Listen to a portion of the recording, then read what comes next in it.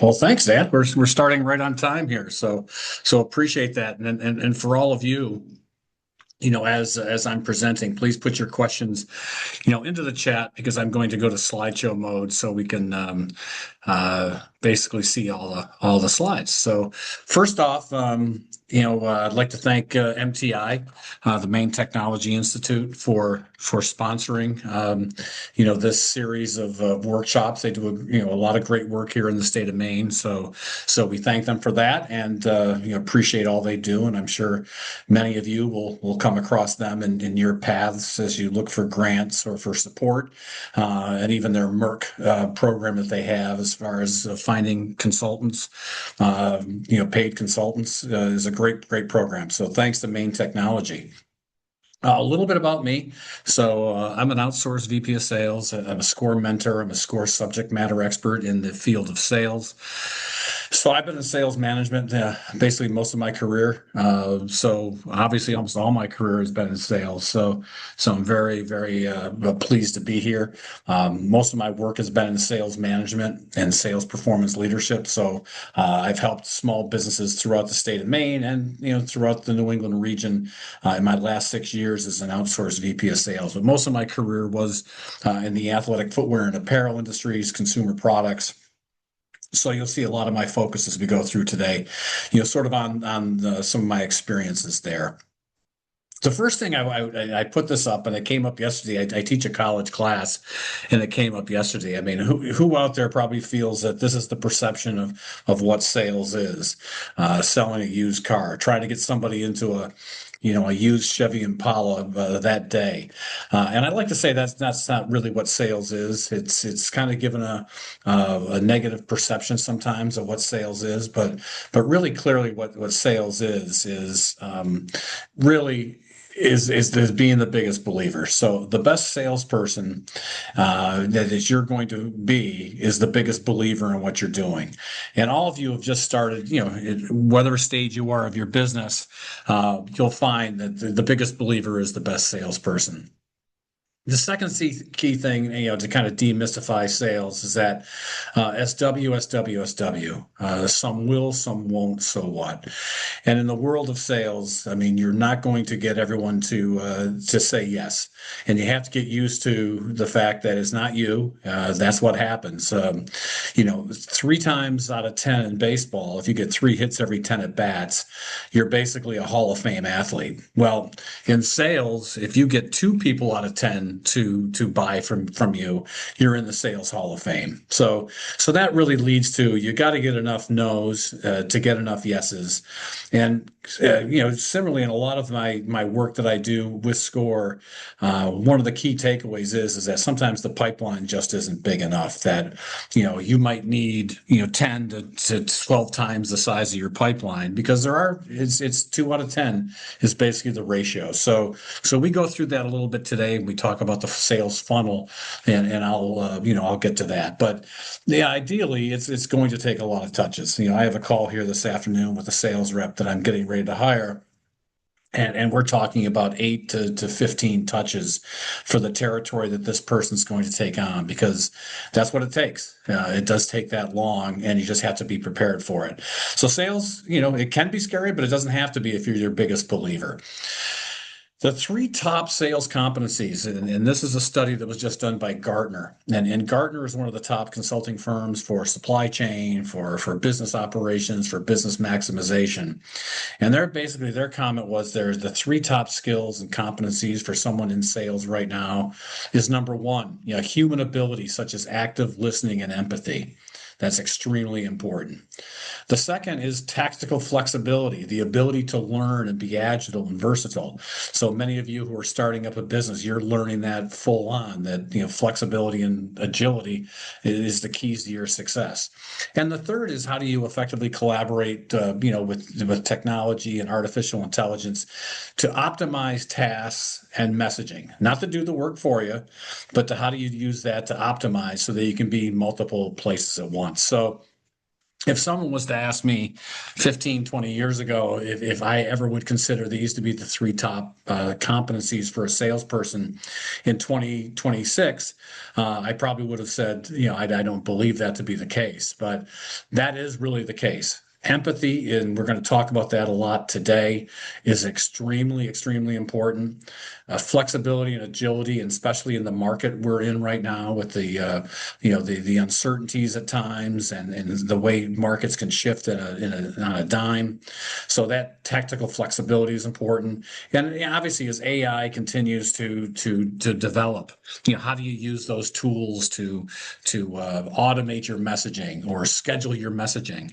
Ideally, in sales, how can you find a way to be doing three or four things while you're also doing something else? And there's some great messaging systems out there that helps you do that. So that's very, very important. I'm going to try to show this video.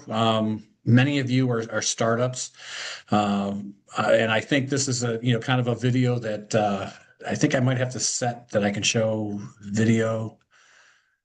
Well, I'm going to try. If not, I'll explain it to you. But this is a YouTube video from Sarah Blakely, who is the founder of Spanx. And let's see if this works.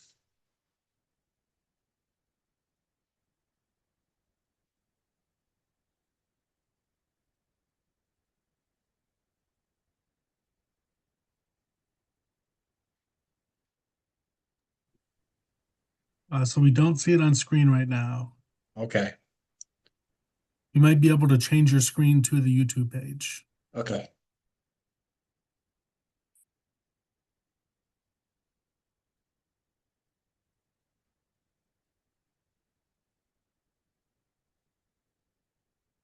There we go. I'll go back here.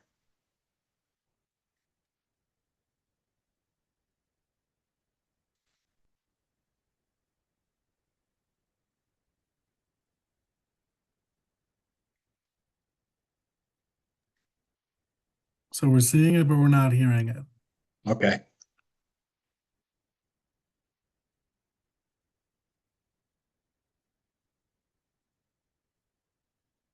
How's that, Dan? Still seeing it, but not hearing. You might have to describe it. I'm not sure how to fix this one.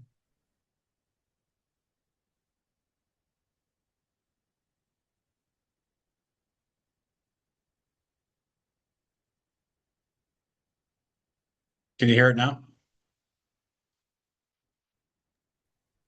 We cannot. Okay.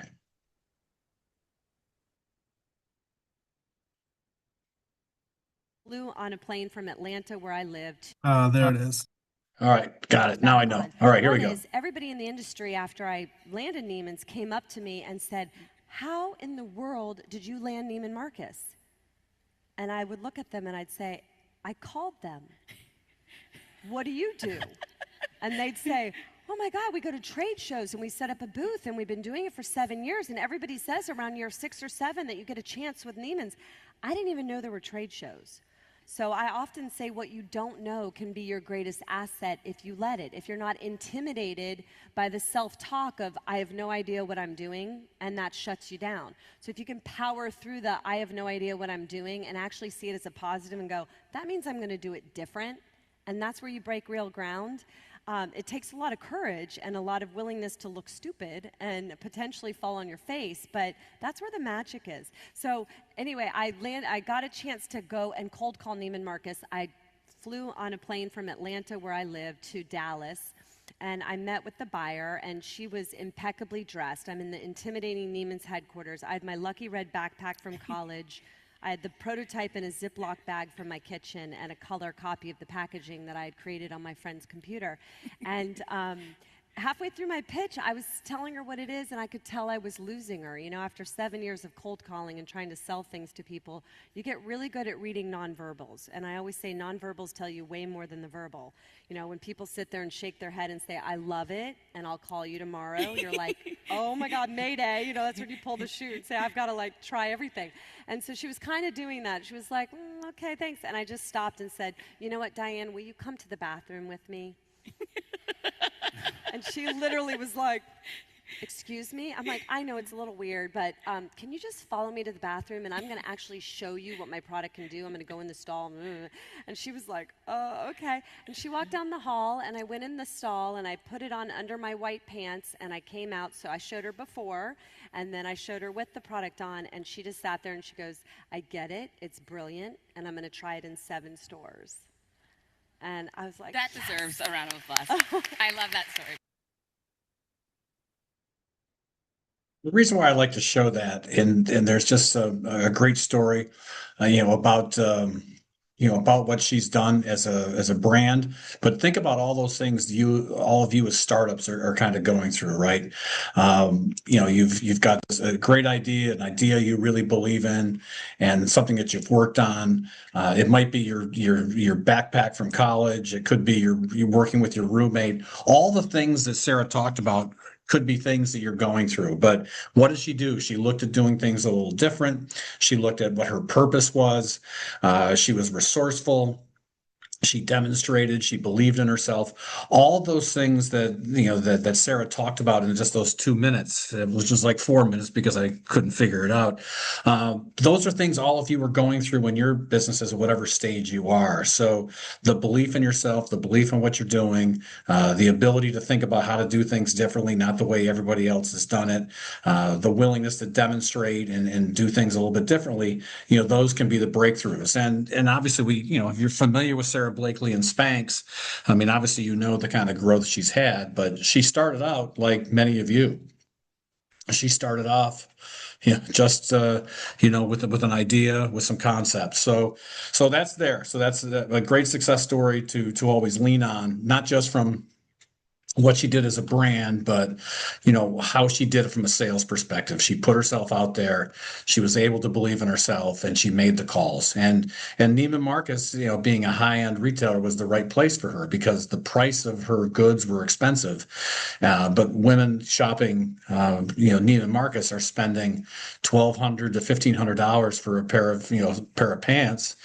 And so the Spanx at $75 became a nice value add to make that $1,500 to $1,200 purchase look great. So she even knew what customer to target. Say she went to a Target where maybe the product wasn't as expensive at the time, her value proposition wouldn't have been there. And we're going to get into that today too, talking about your ideal customer for what you're doing, making sure you're targeting the right people up front, because those biggest early customers become your biggest proponents. And obviously Spanx, now that it's accepted and has done well, is in so many different locations from a sales standpoint, but she started with the right ideal customer. So that's another key theme we're going to get to today, which is why I like to show the video.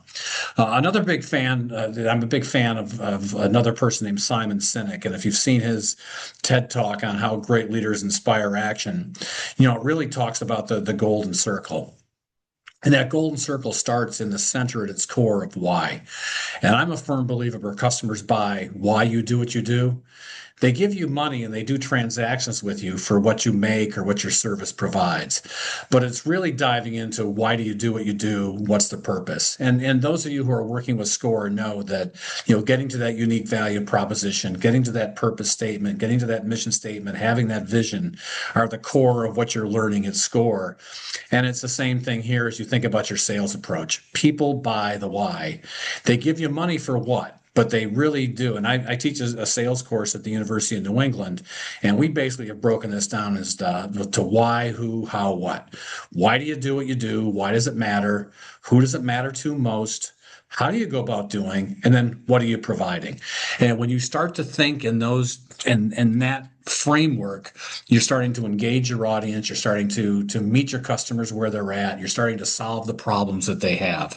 So this is a very important approach in sales and sales strategy that I like to do. So for all of you, what is your why? And as you make those notes as we go through this presentation, really have a good answer. And I'm sure many of your SCORE mentors, or if you're in other workshops, there's a reason why most mentoring programs start with a really clear definition of getting your unique value propositions and your why statements done. And it's no different in sales and how you go about getting customers. Because again, customers buy why you do what you do. They'll give you money for what you make. So really, as you go through this webinar, is the homework is define your why. Why am I doing this? Why am I, taking all this extra time? Why am I making all this extra effort? What problem am I trying to solve? What I'm doing, why does it matter to people? I like to say, as a simple, statement of like, so what, who cares what's in it for me? And think your buyers aren't saying that to you, but that's what your unique value proposition answers. It answers the so what, it answers the who cares, and it answers the what's in it for me for the customer you're talking about. So really key phrases as you sort of get that. So what this does is that when you know your why, you can start thinking about who to target. And you can start asking yourself, who does your why matter to most?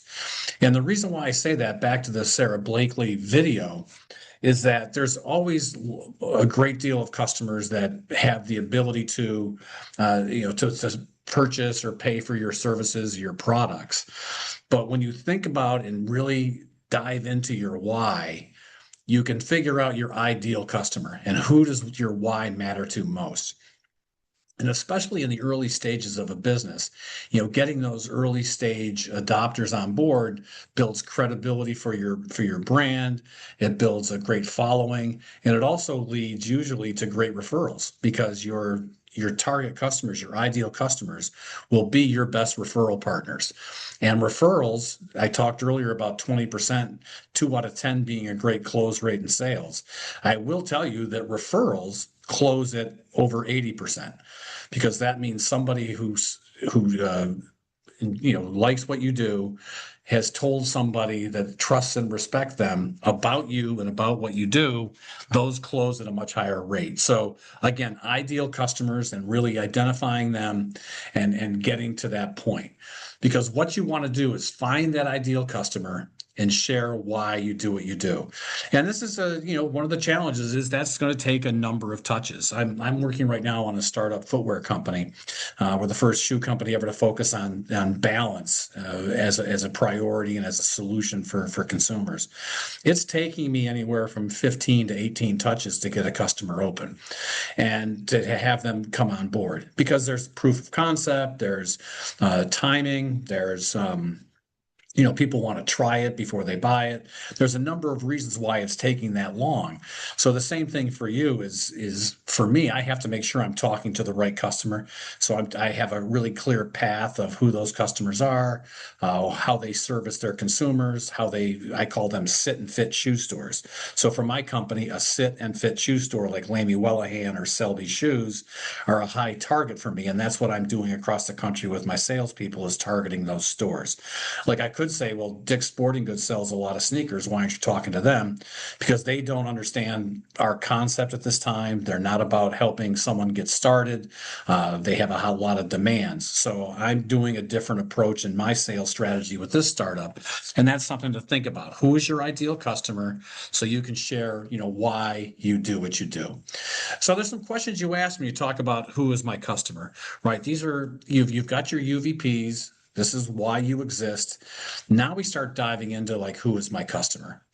And there's a couple things you want to do here. Number one, you want to build customer personas. You can do this if you're a B2B business, for your B2B partners. If you're B2B and B2C, you can do it for the consumer.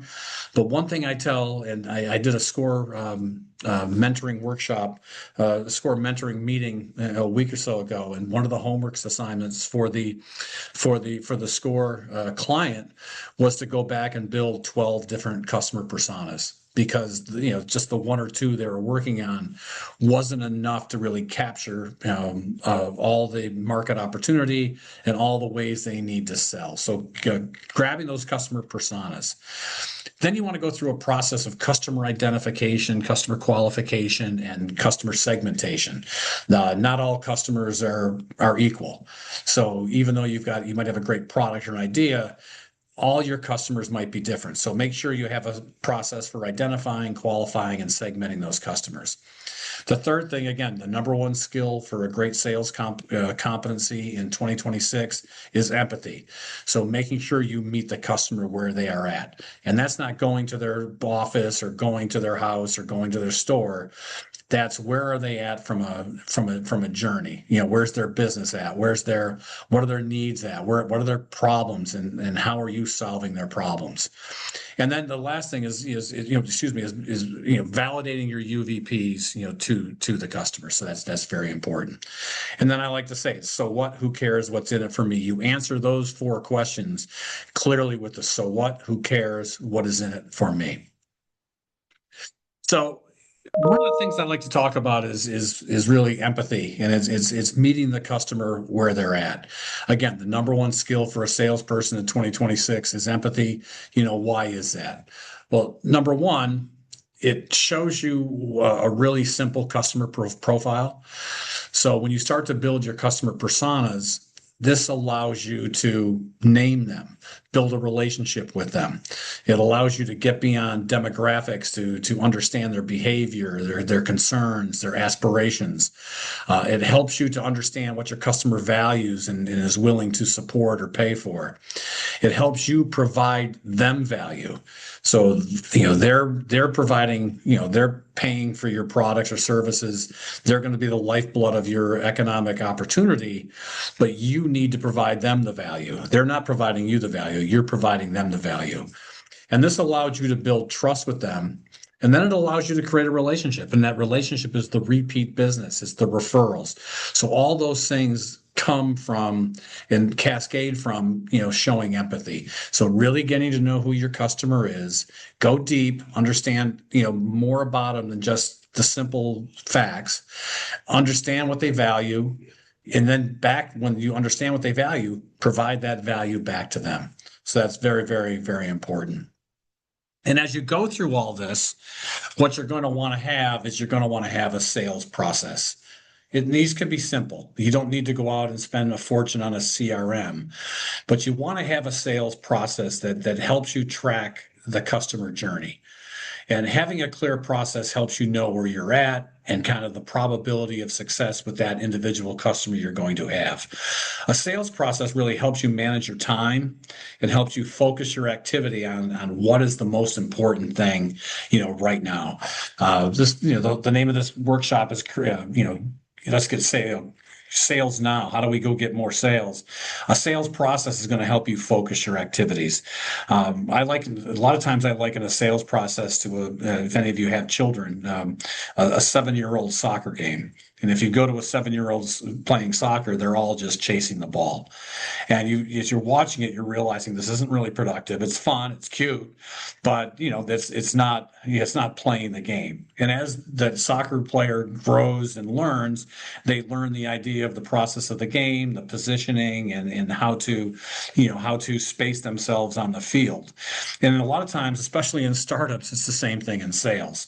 I mean, you're hungry for new opportunities. You're hungry to get that revenue flow going, but understanding you've got to have a process for every customer. You know who they are. Now you've got a process so that you're not like that youth soccer team just chasing every little opportunity and extending all of your resources towards one thing when you've got multiple things in the pipeline. So creating a sales process is really, really critical.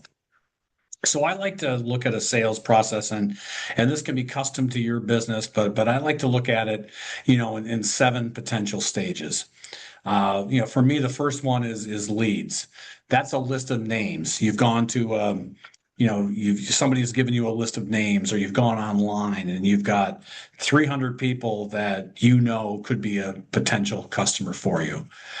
Prospects become when all of a sudden you have names and numbers. So you've got a list. So in some cases, people can call them the same thing. So leads and prospects can be separate, can be the same. But basically, those are the people that you have targeted to say, these are the folks that could potentially use my service, buy my product. What I like to do is then say, what you want to do from those leads is have qualified leads. And to me, a qualified lead is you're talking to the right person. They have the authority. They have some budget or some means to pay for your product or service. They have a clearly identified need for you, and they have a timeline for which to buy. And I have a slide that covers that.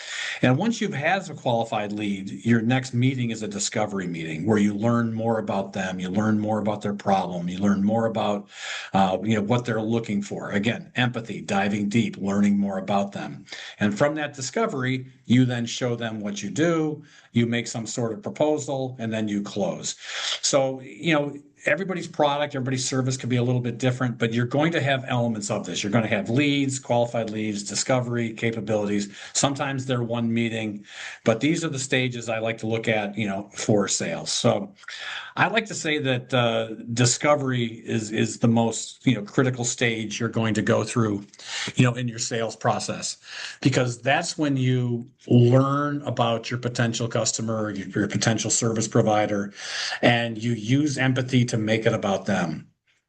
I like to ask sales reps that I work with in a discovery meeting to try to make sure that first meeting with a customer is 75% about them and 25% about you. And thinking in that ratio, making sure that you're asking questions about them, you're using that empathy, make it about them. You're asking questions, you're finding their need, you're finding their pain. So a lot of times in sales, people tell me, like, Tom, the biggest thing I worry about in sales is how to handle objections. And I like to say is that's why I think the discovery meeting and the discovery call is the most important, because deep discovery unveils the objections before you get down the pipeline. They're going to tell you clearly what their budget is, so that are you even near what they're willing to pay.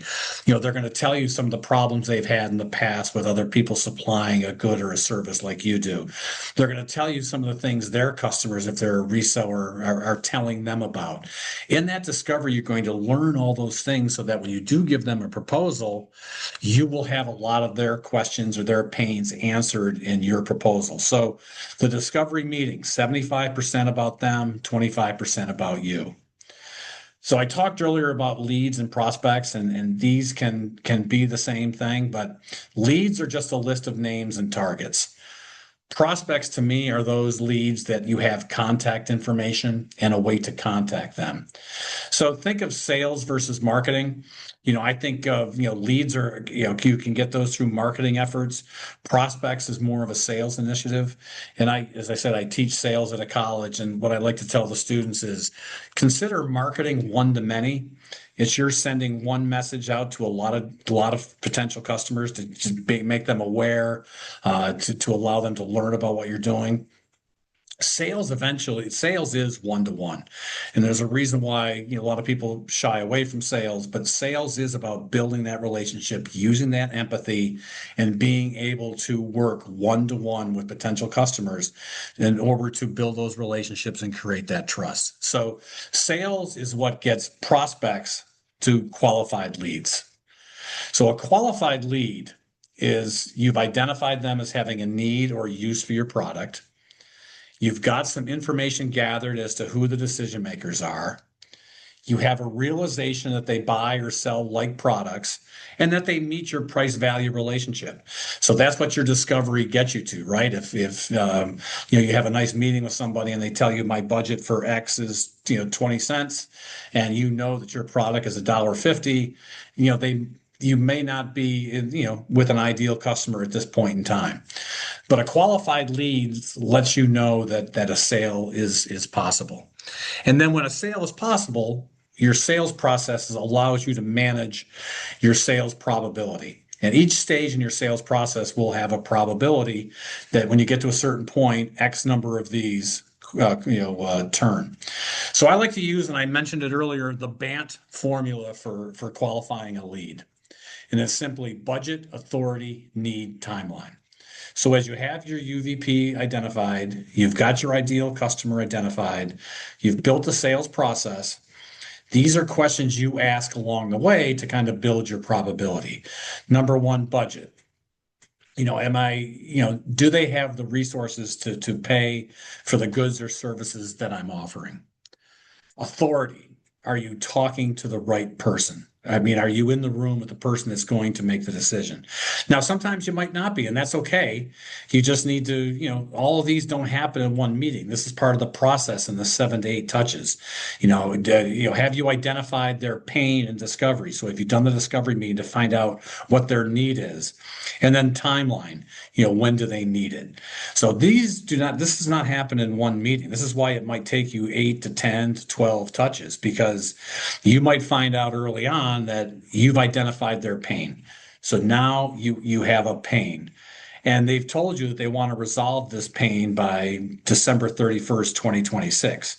Now, what you would start focusing on in your next discovery is sort of the resources and budget that they have and the decision-making process. So many times, I typically don't ask, who's the decision maker. I usually ask about the decision-making process, because in a lot of businesses and a lot of nonprofits, a lot of areas, there's a multi-tier decision-making process. So never say to somebody, hey, who's the decision maker here, or who's going to buy it?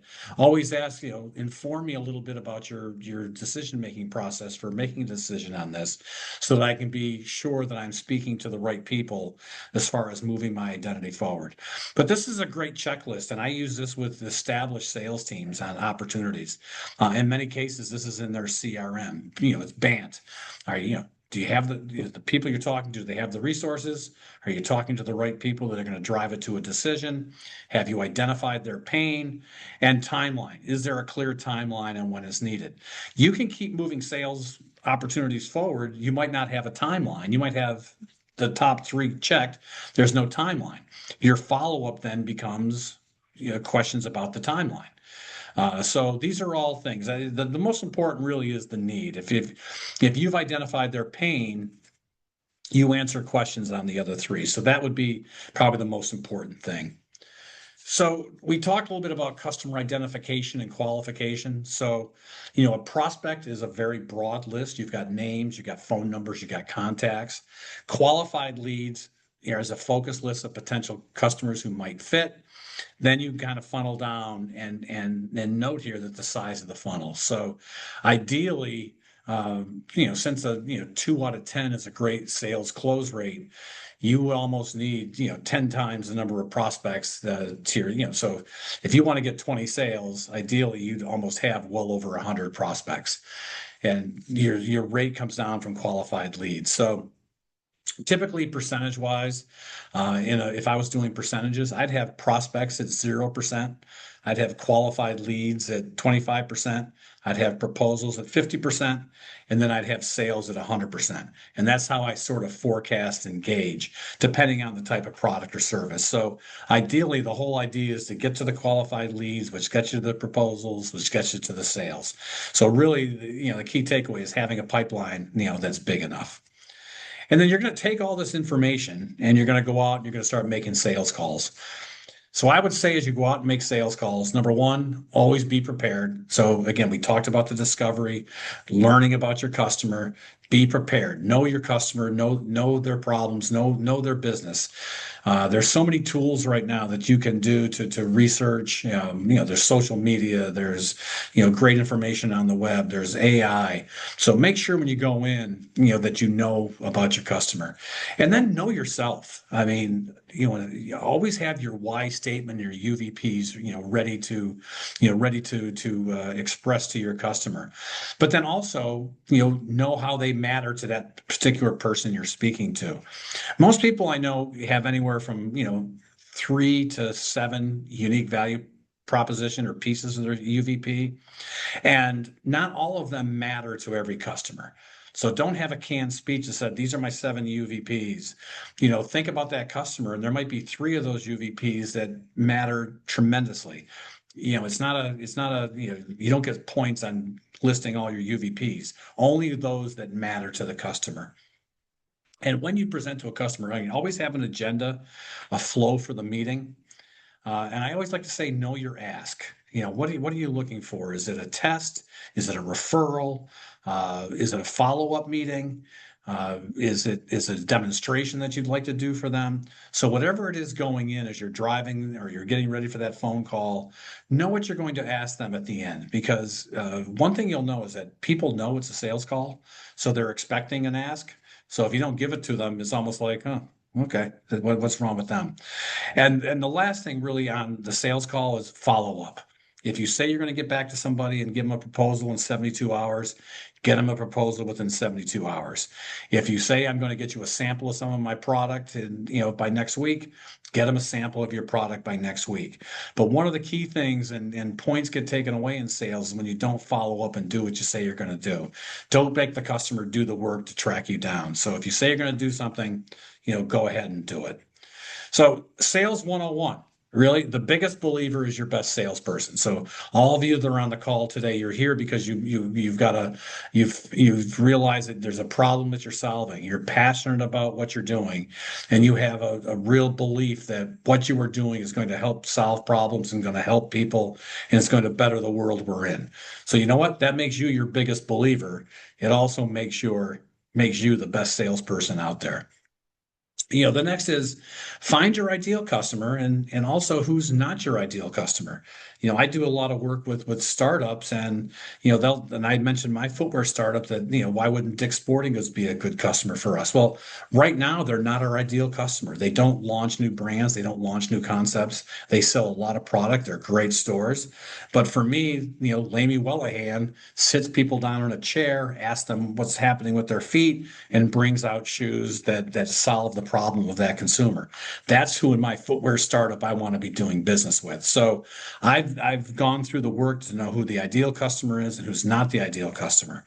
And so then what I'm able to do is then walk in their shoes, solve their problem. So I'm talking to them in terms of what their problem is and how my solution, my service, my product solves a problem that they have. And always be aware, cognizant of knowing your UVP, and then really know your ask. What are you looking for in this sales call? Follow-up meeting. A name of somebody else to talk to, an order. You might say, "Hey, buy my product, test my product, a sample. Do you want to try a sample? Whatever that might be, know what it is." And lastly, it's SW, SW, SW. Some will, some won't. So what? So you've got so many customers. Create a pipeline 8 to 10 times the business need. If you need 10 customers to break even, make sure your pipeline is 100. Be ready for a lot of touches. There's a woman that I've worked with, great company. She's doing very well. Took her 75 touches to get an appointment at Trader Joe's, which is one of her target customers.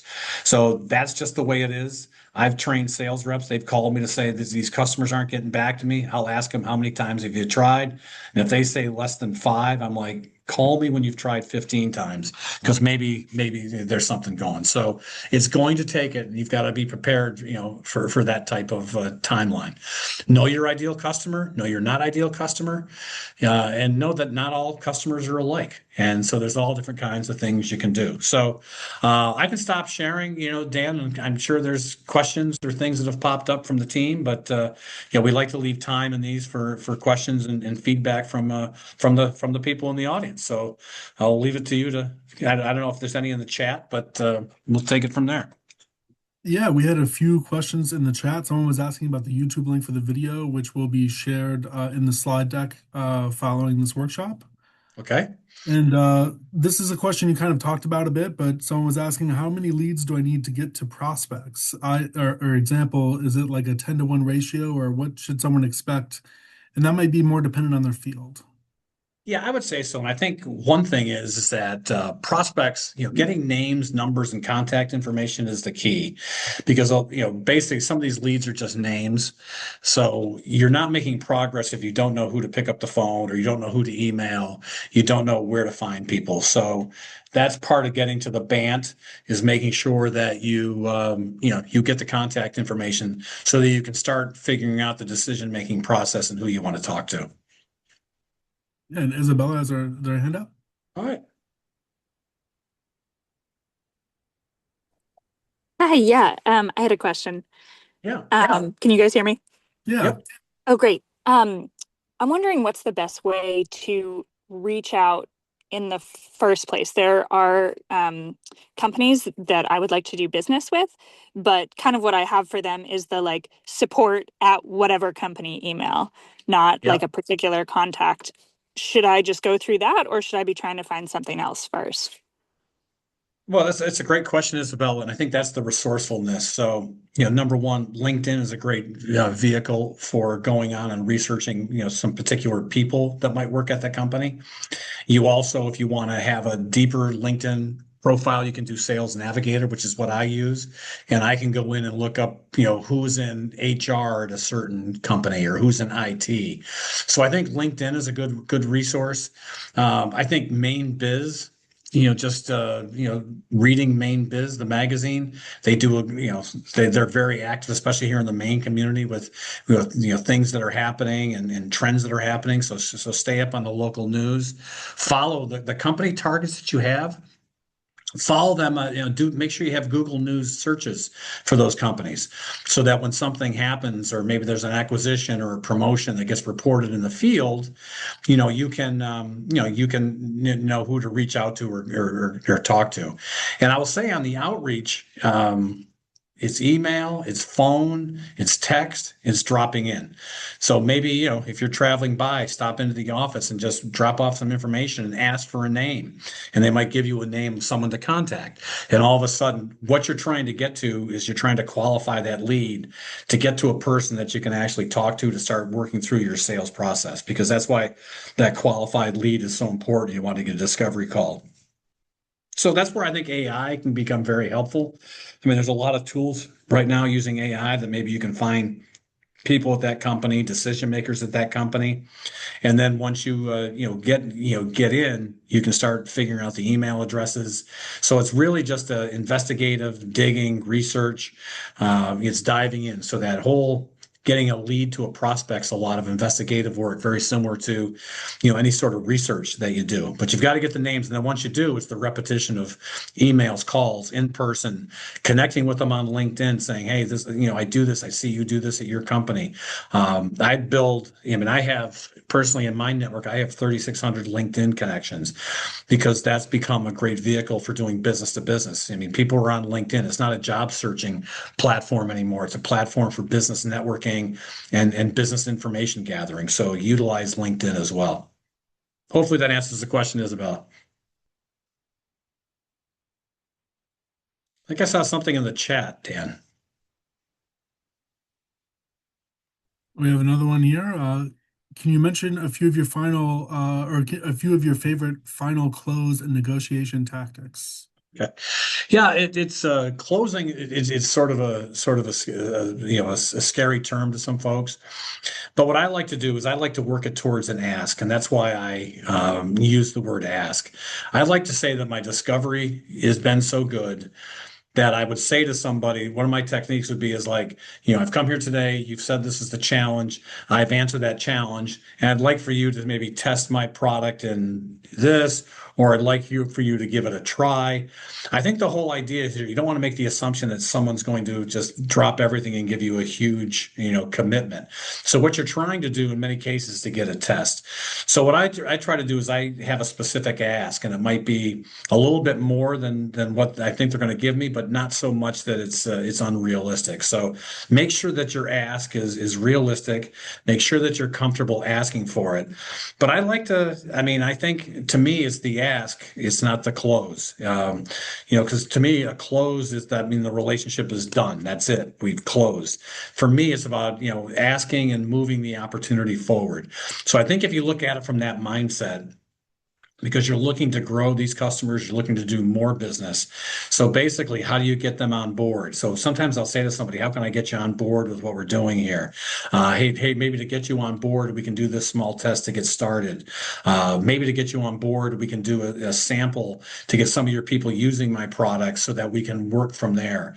And so it's sort of maybe I'd call it more of an assumptive ask and a close versus the hard sell. It depends on what you're selling, but I like to go that way as doing doing really great discovery and having a clear ask for what I'm looking for. And then as the presentations go on, specifically make that ask as a suggestion, recommendation, and then when they agree to that recommendation, you consider that a close, but then all of a sudden you get to commitment. So it's more, ask, recommendation, commitment. And if we have any other questions, please feel free to use the raise your hand or put it in the chat. At the moment, I don't see anyone else.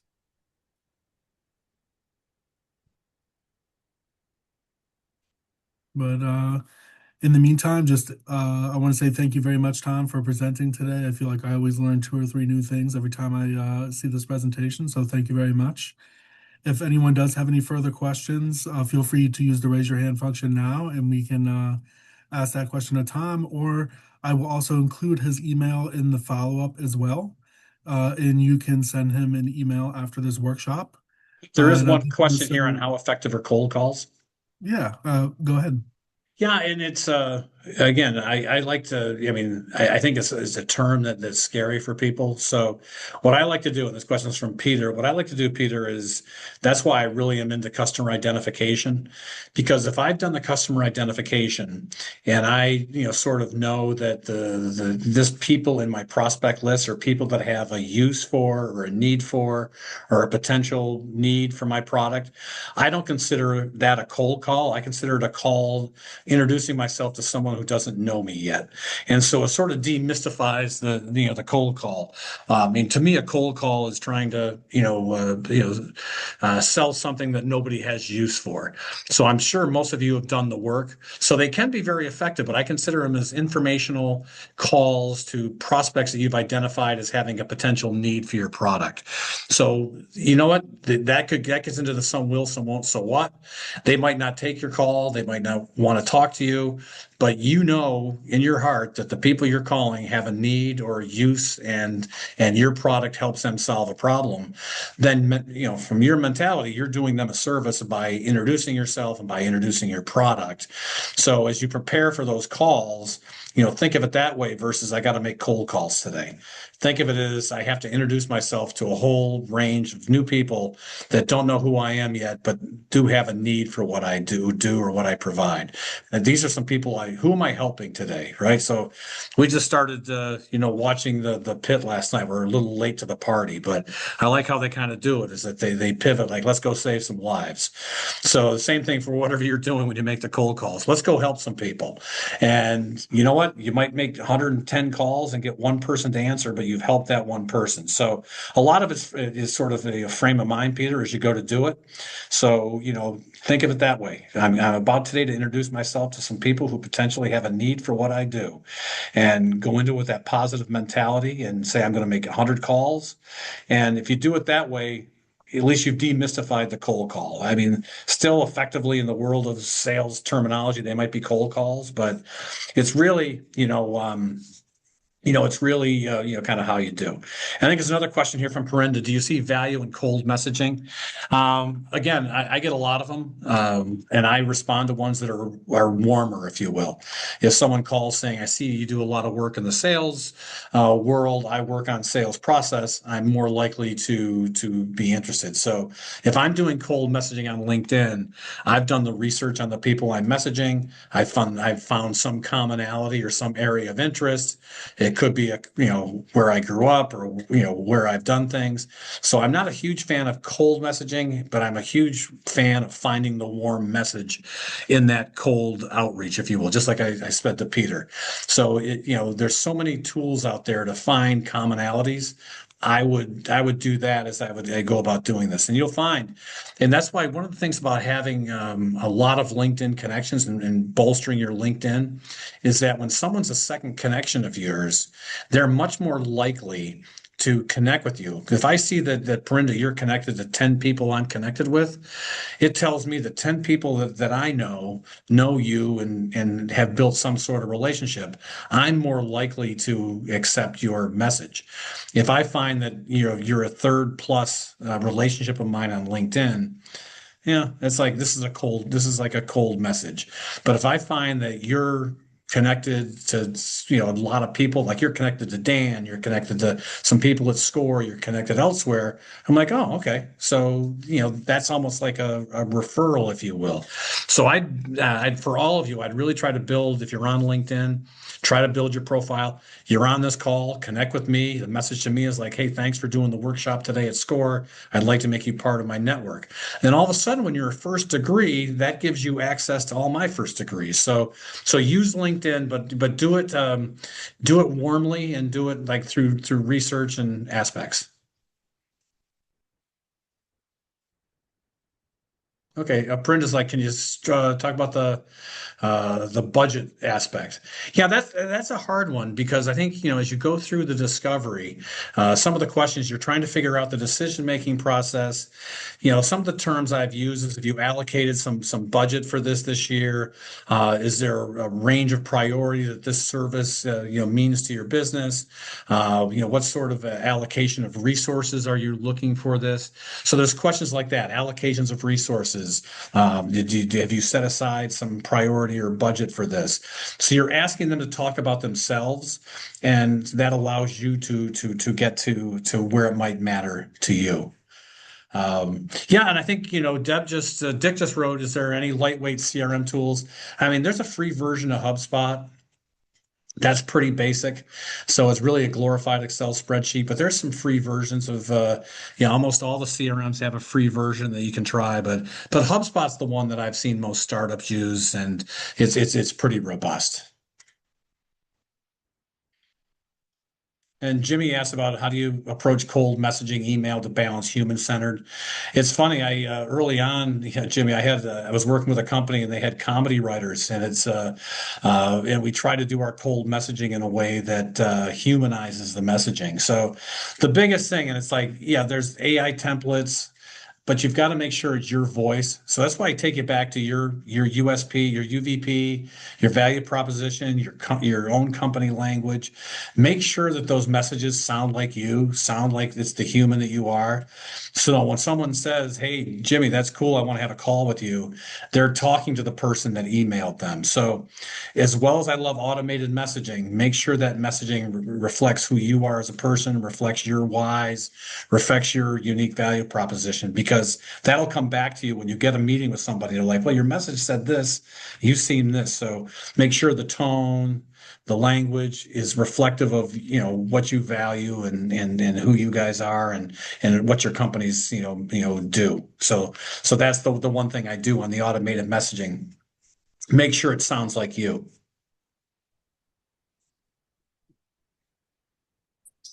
Awesome. Thanks.